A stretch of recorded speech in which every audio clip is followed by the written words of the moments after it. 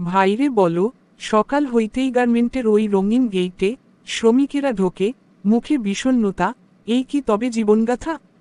হ্যাঁ রে বোন, সকাল 7টা, ঘুম ছেড়ে তারা যায় কাজে যাত্রা।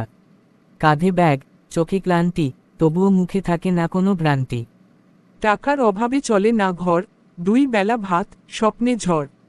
তবু কেন তারা চুপটি থাকে, শত বঞ্চনা সহ্য করে ডাকে? চাকরিটা যায় যদি হাতে, ভবিষ্যৎ মুছে যায় একসাথে। মাস শেষে মেলে সামান্য মজুরি, তাতেই চলে সংসারের ভুঁড়ি। বাচ্চার হাসি, মায়ের ওষুধ, সব কিছুর মাঝে ওরা নিঃসঙ্গরূপ। তবু দেশের এই রপ্তানির জোয়ার, চলে তাদের ঘামের উপর ভার। হ্যাঁ বোন, শহরের আলোয় ওদের নাম কেউ কয় না চলো, তবু ওরাই গড়ে ফ্যাশনের নাম, ওদের ছাড়া অচল সমাজ ব্যবস্থার কাম। তাই বলি সুলাইম ভাই, সম্মান দাও, ওদের অধিকার পূরণ করে যাও। মজুরিতে ন্যায্যতা, কাজে নিরাপত্তা, এই হোক আমাদের দাবি সত্যতা।